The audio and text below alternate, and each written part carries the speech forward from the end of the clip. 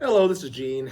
I've been waiting a couple days, as you can tell, to comment on what happened with Florida State against Georgia and the playoffs and all that good stuff. But I have to really comment on what I'm hearing about the culture at Florida State. So I want to show you a video really quickly because most people who watch my videos, regardless if I get 20,000 people viewing it, they only stay for 3 or 4 minutes. I want this to be out there, and then we'll talk about what that means and what culture really means at Florida State. This is right after we got beat by 60 points by Georgia, and we'll talk about that as well, and what this is, and how you almost have to take a step back when people are just saying just insane things, almost like, I'm not going to say Trump derangement syndrome, but it's kind of like how it is in college football. So I'm going to try to do this. I don't have any editing software. I'm just going to do as best as I can. Every week they bring out a like a cinematic version of the game, and this is just a part of that. And if the culture was so bad at Florida State, why would they even release what happened to us at the Orange Bowl? But here is Norvell's speech after they lost by 60 to Georgia. There's going to be a lot of things that you cannot explain, you cannot put your finger on, but ultimately, you're always going to have a choice. You're going to have a choice about what you want to do, how you want to do it, what you want it to look like. I've told you since the very first day that I came here, right, hard work does not guarantee success. It doesn't, and it never will. But it absolutely will put you in the best position to be able to achieve it. I think that's one thing that we've seen throughout the course of this season. So we got some remarkable men that are sitting here in front of me. The work you put in, the decision that you made, just to say yes, because you know what? It's really easy when things don't go well, right? And you're hurt, right? And you're angry, and you're sad. The easiest thing to do is to pull back and stop. That's what the world wants you to do. But there's only a select few people that are willing to freaking fight.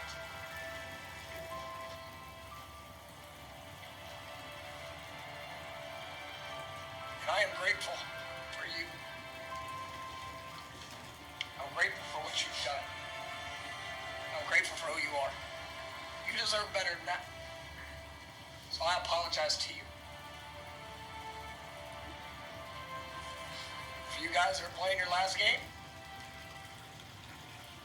in a season that will be remembered forever. I respect the hell out of who you are for being in here today, for stepping on that field and going and giving everything forever. You have my respect.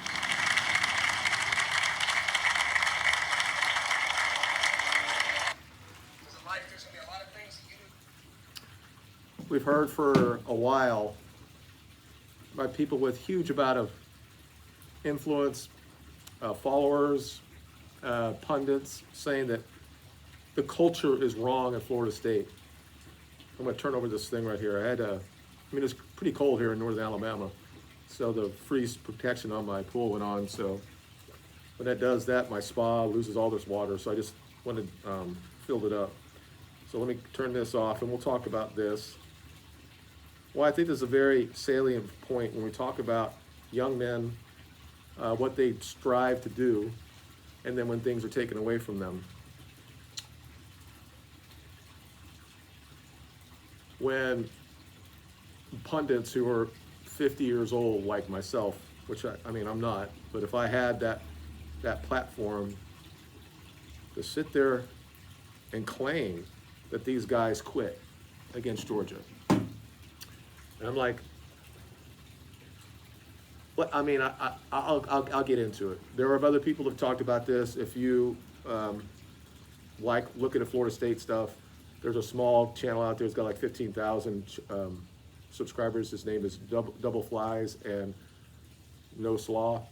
I would look at him. He talked about this. He showed all the people that were tweeting about this. What's really is very disappointing is people, former players that said things about this. But when somebody like Colin Cowherd said that Florida State would whine about the fact they didn't get in the playoff, and then this is what they deserve, and then basically the players quit. And this is, everywhere you see this is that this narrative that the players quit, and that somehow is an indicative of the culture at Florida State. Now look, I've been a Florida State fan for 50 years, and we were very, very fortunate to have a Bible believing person with high moral thought processes as our coach for so long. And even under Jimbo, we were good for a while, and then things happened to Jimbo that I will continually defend him on in his own family, that he couldn't really focus on Florida State as much anymore. But he brought us a championship. We went, whatever it was, 27 in a row. We didn't lose a game. So to me, he's a Florida State legend. People want to talk about him now like he was a bad person. I don't understand it. People didn't understand what he was going through at that time in his own family at that time. And then there was a time after that there was a cultural problem at Florida State. We looked like we quit under Taggart. We didn't know what we were doing. It was like, this team is not disciplined at all that. So I didn't stop supporting them. I always support the kids. If you go to Florida State, you're part of the family forever. I don't care if you're there if you transfer in now for 1 year, you always will be a family for the Noles. What I do not like is people having this debate about the culture at Florida State now. Okay, it's just not correct. So the reason why I want to do that first, because obviously I probably would have talked about this, then showed this and say, this is what I'm talking about, the culture at Florida State. And some people will say on there, oh, he's just playing to the cameras. This is how that man has always been. There's been no change. Even when we were 3-5 or 5-6 or whatever, and getting beat at home by Jacksonville State, there was no change. This is what the man is, and this is why I like the man. There's more than just playing just to get into a playoff, let's say, or win every game. This is to mold men, to make them better people than they are. Somebody that Bobby did, and everybody loved Bobby. All his players looked at him as a father figure for the rest of their lives. So this is what he wants to emulate, and I think he's doing a very good job about it. The decisions he makes with recruiting or anything like that, you can have that conversation and say, is he the right man for the job? I personally think he has, even when we're doing Bohr, because I saw the difference in the team. We were losing games, but each game we got better, and we had stupid fouls away, and we actually didn't have all these offsides or these illegal procedures. So that's why I put that early on. But this thing is in my own house. My wife, again, I'm not saying that women shouldn't talk about sports, but she's not a fan of college football. She'll watch it every now and then. But she said to me, well, Gene, these players opted out. They were not loyal to the university. And this is a lot of what these people are saying now. They're saying also that Georgia did it as well, and they still blew us out anyway, because whatever. It's different when Georgia, and that's another part of this video, is the different levels of the program right now when it comes to college football. Just 2 years ago, we were losing to like places like Jacksonville State at home, okay? And the last almost 2 years, really 1.5 years, we've got to the point now that we don't lose any game. You know, we don't lose it on our own accord, let's say. So she's saying this stuff, and I'm trying to explain to her how the system has changed so much. And then she just said to me, why do you even watch sports? And it's very hard for a man to talk to a woman about this. There are some women that watch sports, they do. But it's something that's ingrained in men, that's why we watch this. And why when I say we, even though I'm not on the field, I still feel we, because I feel the pain. But no supporter of Manchester United, Florida State, could have even come close to what those kids were feeling when they got stubbed for the college football playoff. The last time we were in the playoff, we got beat really bad by Oregon.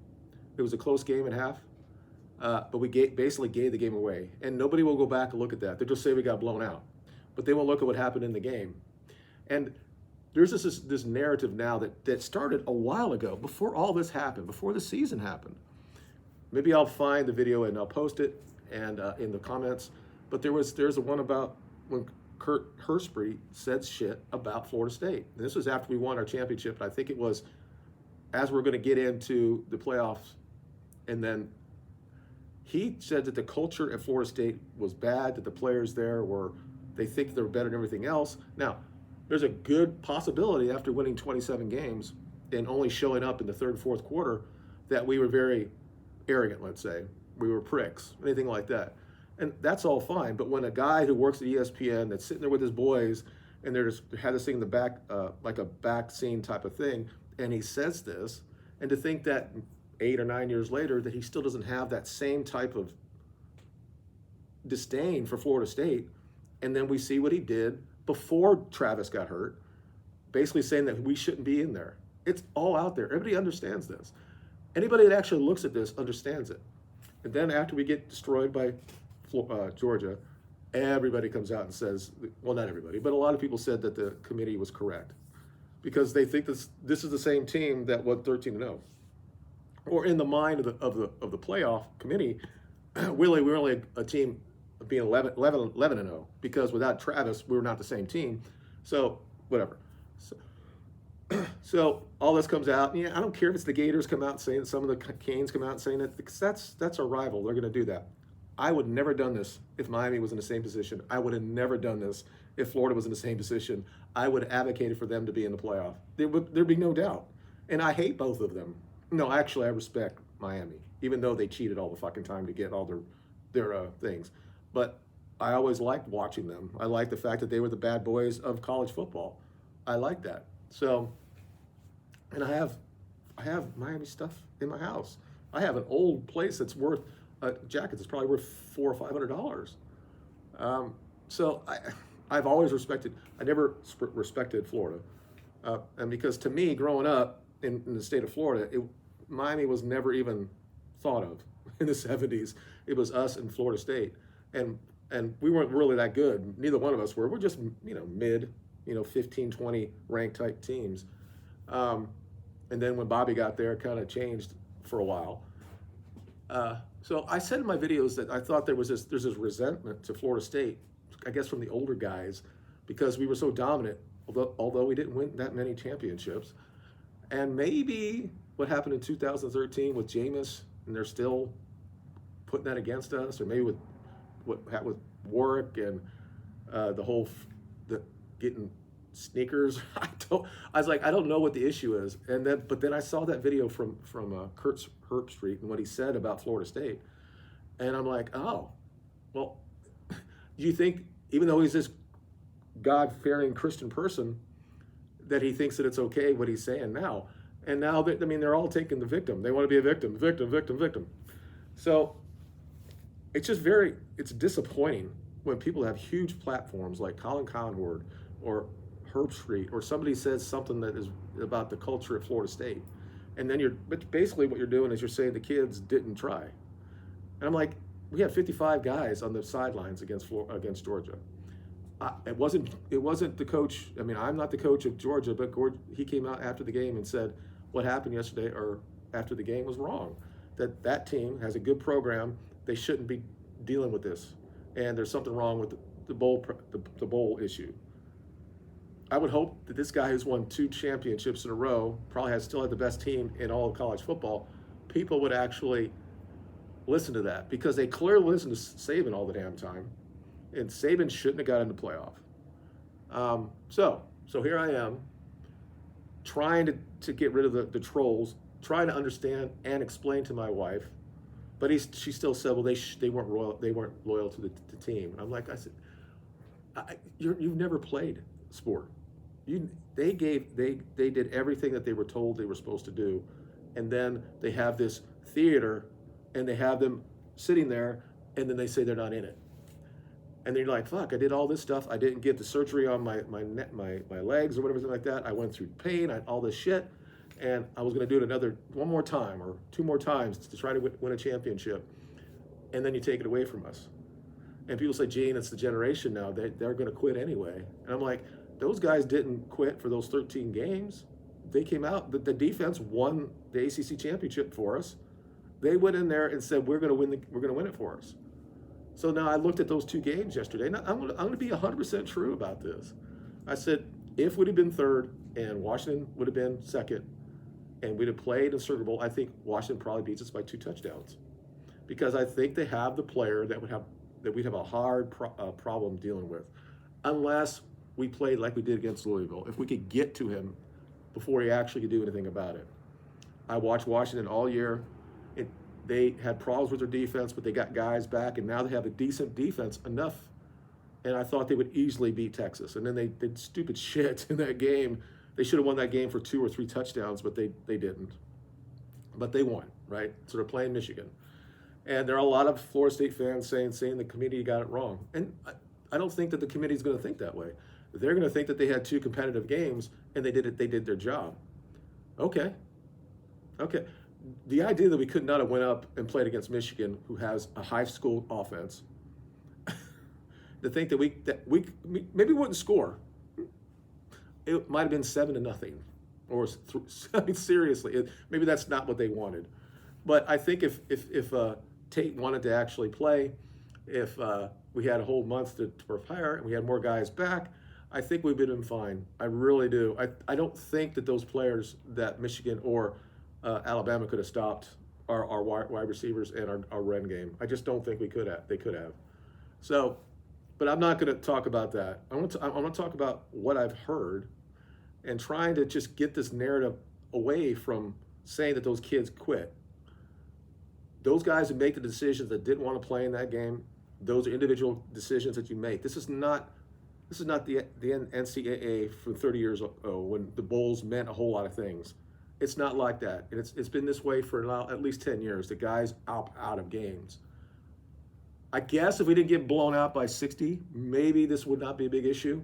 But when you sit there in your huge platform and you have your own TV show and you say that those kids quit, that you say the culture of Florida State is off, and then if you're Colin Cowherd, you sit there and say that we complained and the staff complained and the coaches complained, and there's no proof of any of this. Mark, the coach never complained. He stated his case after we beat Louisville. You saw his what's the word? Disappointment when we didn't get didn't get in. And then right away, he had to have this little press conference with Kirby Smart about Orange Bowl. And you could tell he was still upset. But he didn't he didn't say that college football playoff, this and this and that. The people that came out were the politicians. This is what they do. And a lot of Florida State fans on Twitter got upset about it, myself included. I thought I was sitting there with my son, and I said, there's no way they're going to keep us out. Now, I said 4 weeks ago, before this all happened, and I thought it was Georgia that would get in. And clearly we all know now that Georgia should have been in the playoff. But we all knew that there's a good possibility that they were going to knock us out for the SEC championship team. And I still don't know to this day, even though if Georgia would have came back and beat Alabama, that we're still in it. I still think it's a very good possibility that Texas would get over us. Texas went from 7th to 3rd, and Alabama from 8 to 4, and we both won, and we all won, and we all covered. Okay. And they made the decision then. What they did and how they did it was nefarious, and it should not be done, and that's why we're suing them, or trying to find out, getting discovery, and see what they actually did. And that's why Rick Scott did what he did. That's a politician. That's not Florida State. That's not Coach Norvell. That's not our staff. That's not the players. It's any of that shit. So when guys like Colin Cowherd or any other people like that say shit like this, or homers for the SEC say shit like that, they need to be called out. And I don't give a shit if they're going to sit there and say we're just... Everybody understands this one simple point. If it was your team, you were a Power 5 champion, and you were undefeated, and you were left out by other one-loss teams, you would have went through the fucking roof. And you would. So when you come now and you have your own little thing, it's like Trump derangement syndrome. It's the same shit. People say, I don't want to trust him because he says bad words or how he talks. That's not my wife. I'm not going to vote for him because he talks like this. Okay, that's a good reason why not to vote for him. Just don't vote. So it's the same thing. You get in your little thing. And again, I would clearly defend and advocate if it was happened to Miami, if it happened to Florida, if it happened to Penn State, or anybody. If you were a Power 5 champion, that you were undefeated, and they put 2 one-loss teams above you, I would be 100% on their side. And before I leave, I just want to say what I have to say. I have a lot of, this year I've really got into Florida State again. I mean, under Taggart and stuff, I didn't like how the team was, how it was being done. There was a culture issue there. I don't know what happened there. It's just not a race thing. I don't give a shit if it had been a black coach there, but because we had good black coaches underneath him. But there was something, he had no the team had no discipline at all. And what I mean by that, you look at all the, like I said, offsides and illegal procedures and stuff like that. That means that team is not, it's not very disciplined. And they did things off the campus. And now you got a new guy in there who's trying to change. And I don't, Coach Norvell could have been a black guy, could have been a Hispanic guy, could have been an Asian guy. It doesn't fucking matter. But he changed the culture, and these guys, not only do they do it on the field, they do it in the classroom as a team. Like nearly 3, their GPA was 3 for the entire team, and that's pretty good for college football. I mean, it really is. And all of our athletes are very good when it comes to that, and especially the women's side are very good when it comes to what we do. I'm going to forget what I was going to say. Damn it. I shouldn't do this because I can't do things like this. But anyway, it's like, I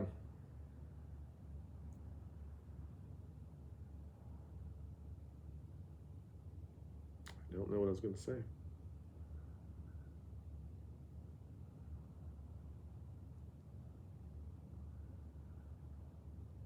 I don't know. I totally forgot. Can't really go back and look at it either. And very few people will be still watching this after 22 minutes. So I'm just saying it's a very difficult thing. And clearly, if it was your team, you would be upset. And the fact that they're acting like we just don't, well, you guys lost by 60. And you have to sit there and say, well, you only had, well, Georgia only had, they lost 25 guys. Oh, that's the other issue, of course. We're not at Georgia yet. We're not at that level yet. But man-to-man, first string against first string, we could definitely play it against them. There's no question about that. The issue that I really have, I mean, their second string are all still 5 stars. We don't really have that yet, and it's going to take us 4 or 5 years to get there. I mean, Georgia did this. It started about 10 years ago. They started doing this and got really good recruiting classes, had chances to win championships, finally did. And it's weird that Alabama always beats them, and one time they lose to them. And that's why I thought Alabama might beat them, because they always beat Georgia. So we're not there yet, but certainly man-to-man, the first team, we could have played against them. There's no question about this. And people just look at this and say, see, you guys suck. They lost 25 guys. Yeah, but they still started their entire started team. And you have to. I'm not going to sit there and try to defend the fact you were playing our JV team, and what was how many people actually showed up at the Orange Bowl? Like 12 people. I think we had 55 players there. I mean, when you say that we quit, but we showed up. When you say that those guys quit on the field, but they still showed up, they represented Florida State.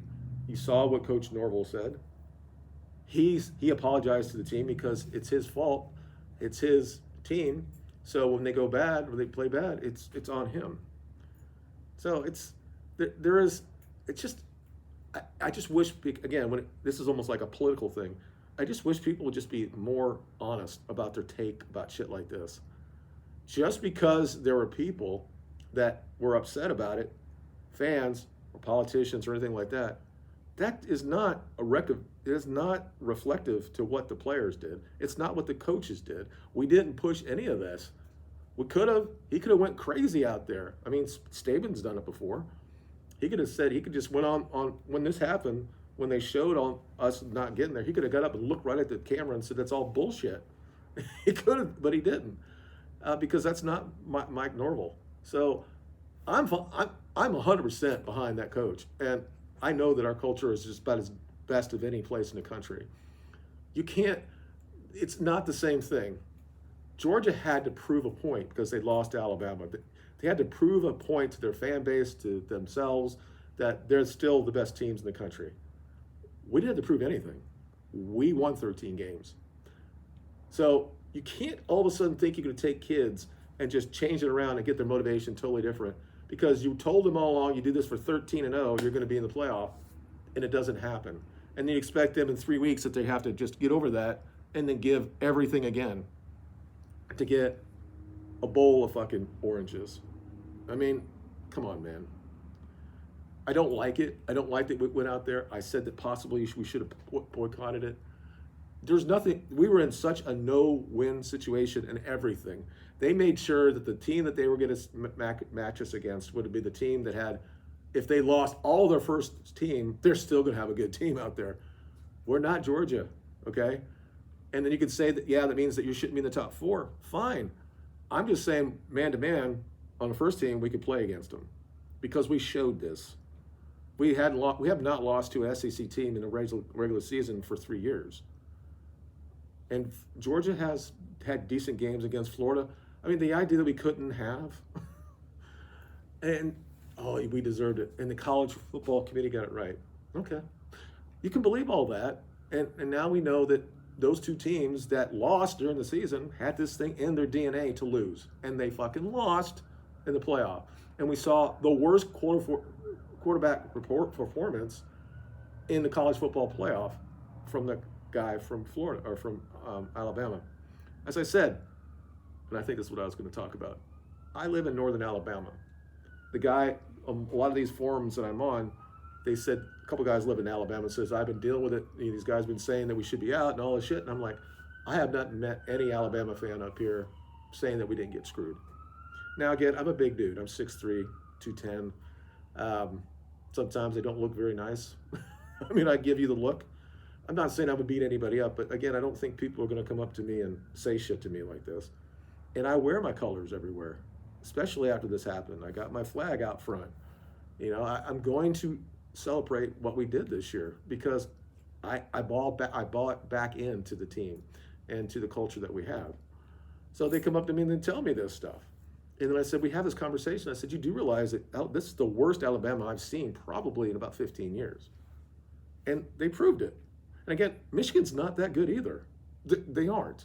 So my disappointment is I thought that if we get in, I think we had a really good chance, even with our second string, to actually win this thing. However, when I said it in my thing, I think Washington would have been a big-time problem for us. If we had Jordan there, I think it would have been an unbelievable game. I really do. I think it would have been very, very similar, 35-31. I think it would have been a very, very good game. Washington had that area that they lost a lot of their defense. And once those things came back and their players got back, and I watched them against Oregon the second time, and they look like a full team. And they had the better quarterback. I think that Washington's probably the best team that's in the playoff. I mean, I still think that Georgia probably beats anybody in the playoff. It's just they have a problem with Alabama, and they always have. They just have, And they, even though they won 2 championships, it's still Alabama is like big brother, and they're still the other brother. They've done great the last 7-6 years, but it's still there. There's a difference, right? But that's basically what I'm talking about. I've been talking about 30 minutes now, so I'm going to stop. I think it'll probably be the last time I talk about this. I'm satisfied that we got TJU. I think he's going to be a good player. Wasn't so much thinking about him before because I started thinking about what he did at Clemson, but I looked at what he did at Oregon State. I think we're going to be fine with him. I think we have the talent on the offensive side. We need to get some guys on the defensive side. It's strange because that whole game yesterday, Georgia only got 1 sack the entire game. So I think that our offensive line was fine. Just things happen, and but I don't look. To me, you have the 13-0 team, and then you have a scrimmage. When we got 40 guys are not put, and we only have 55 guys there. And there's a difference between Georgia and Florida. Florida State, when you get from the number ones down to 2s, 3s, and 4s, their depth is just so much more. We had the same power in the 90s and in early 2000s. We had that. Our second team was fairly good. We could have probably been in the top 10. We just had that depth. And this is what Georgia has and Alabama normally has. They just have that. And that's why they continually win. And they continually get mulligans to get into the college football playoffs. And that's exactly what both Texas and Alabama got. But the only reason Texas are there is because they beat Alabama. Alabama has the mulligans every year, and then Texas gets it because they beat Alabama, and that was always the thing. And they wanted Texas and Alabama to be in the final because Texas come in the SEC, and this is what they want. And now they don't get it. They got the Fox teams, so that's kind of funny. And I'm going to root for Washington. Now, if Michigan wins, I think the only way that happens if Pennick just has a bad game. But let's say that Washington can that Michigan can get to them, because they got to Alabama, and I'm sure they probably got to us. But you keep trying to do it, we'll give it to Benson, and he's going to go for 80. You continually do it, and eventually we're gonna figure it out. But anyway, but this is the other part. If Michigan wins, I hope to God that it comes out that they cheated enough and they vacate the title, and that would be the greatest thing that could ever happen to college football. In a year that the College Football Committee left out an undefeated Power 5 champion, and again, it doesn't matter if it was Florida State. It could have been Miami. It could have been Clemson. It could have been Penn State, whoever, Ohio State. I would advocate for them to be in the playoff. The only issue that I would not is that everybody in the Power 5 had an undefeated champion. And then you have to pass it down. And then maybe at that time, we're out. Maybe they can use that little clause, the Jordan Travis rule, and say, you're not at the same level as like Ohio State or whoever else would have been undefeated at that time. And we probably had to take it on the chin then. But that wasn't the case. There's only 3 undefeated teams in the Power 5, and we were one of them. All right, I'm going to let it go now. You guys have a good day. And could you all I know nobody's going to be still here watching, but if you are, could you pray for the Miami Dolphins so we beat the Buffalo Bills? Just give me something. This last weekend, I lost everything. United lost. Florida State got 60 on them, and then Miami got 56 on them. And then the Bucks lost at home when they were supposed to be getting in the playoff. So, I had a great season, right? All this stuff, especially Florida State side, was doing really well. It always happens to me. But I just want they're not going to go to the Super Bowl. I just want them to win the division. I want us to win something while I'm still alive. Anyway, you guys have a good day, and we'll talk to you later.